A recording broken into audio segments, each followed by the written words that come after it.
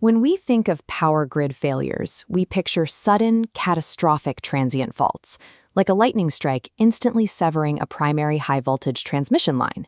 This chart shows the equal area criterion, a model determining if systems survive transient shocks.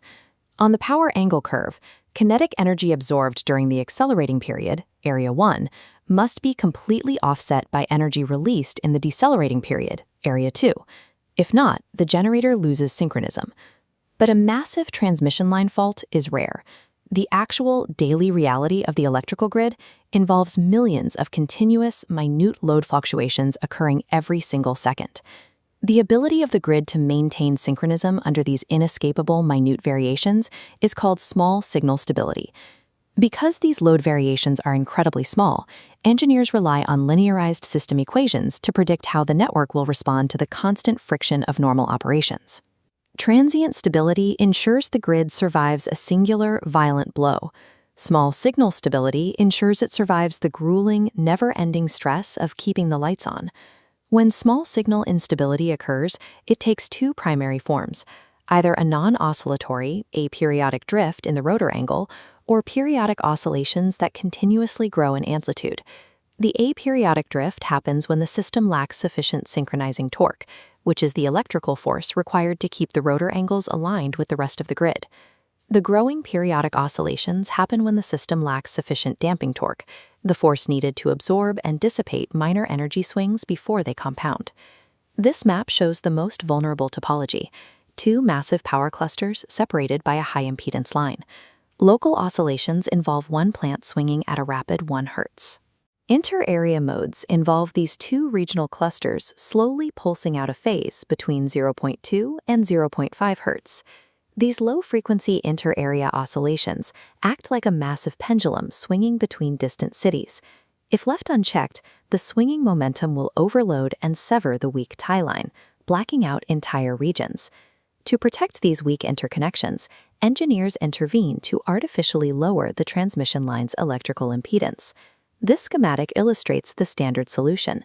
By installing series capacitors, denoted here as XC, engineers can mathematically cancel out the natural inductive reactance, XL, of the long transmission lines. The immediate benefits are clear. The grid can handle significantly higher power transfers between distant locations, and the system's overall transient stability improves. But this intervention introduces a dangerous physical trade-off. By altering the network's series reactance, the baseline inductance and capacitance, the LC electrical characteristics, are permanently changed. Solving the transient power transfer problem inadvertently primes the transmission network for a highly destructive, low-frequency electrical resonance. Every multi-stage steam turbine and generator shaft has fixed natural mechanical frequencies at which the physical metal vibrates. This split graph tracks the changing physics. On top, we see the electrical resonance curve shifting leftward into lower frequencies because of the newly installed series capacitors. Below it are the fixed mechanical torsional frequencies of the turbine shaft. When the shifting electrical frequency perfectly aligns with one of those vertical mechanical frequencies, the system reaches a point of failure. This alignment triggers sub-synchronous resonance, or SSR. The electrical system creates an induction generator effect, where sub-synchronous currents produce a parasitic torque that actively pumps energy into the shaft's natural mechanical vibration. The physical consequences of this energy coupling are severe. Driven by the grid's electrical resonance, the massive steel turbine shaft literally tears itself apart. The hardware installed to reinforce the electrical grid's stability physically destroys the mechanical generators powering it. Engineers cannot simply abandon series compensation. Long-distance power transfer relies on it. Instead, they need a more sophisticated method to identify and control these dangerous oscillations. Traditional time domain analysis only shows that an oscillation exists. To solve the problem, engineers switch to frequency domain analysis, which isolates the specific frequencies and damping factors involved. This is the S-plane, a mathematical map used in frequency domain analysis. It plots eigenvalues along a vertical imaginary axis and horizontal real axis. The rule is strict. Any eigenvalue in the right half plane indicates a mathematically unstable system. Oscillations will continuously grow to infinity. For a power system to be adequately damped, all dominant eigenvalues must be pushed deep into the left half plane, past a hard boundary line with a real part less than -0.2. Grid stability has evolved into a mathematical hunt to force every system eigenvalue deep into this target stable zone. The primary tool for shifting these eigenvalues is the power system stabilizer. The stabilizer monitors the grid and continuously modulates the generator's internal excitation system. This modulation produces an electrical torque component that is perfectly in phase with the rotor's speed variations.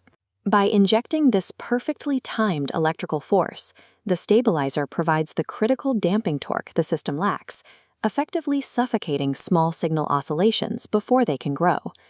To prevent the severe threat of sub-synchronous resonance, static series capacitors are replaced with dynamic controllers, like thyristor-controlled series compensation or massive HVDC links. These dynamic controllers actively decouple the mechanical and electrical frequencies. By continuously shifting their own impedance in real time, they ensure the grid's electrical resonance never aligns with the physical vibration of the turbines. The modern grid survives by dynamically shifting its own resonant frequency, using active control to decouple the network from the mechanical vulnerabilities of the plant.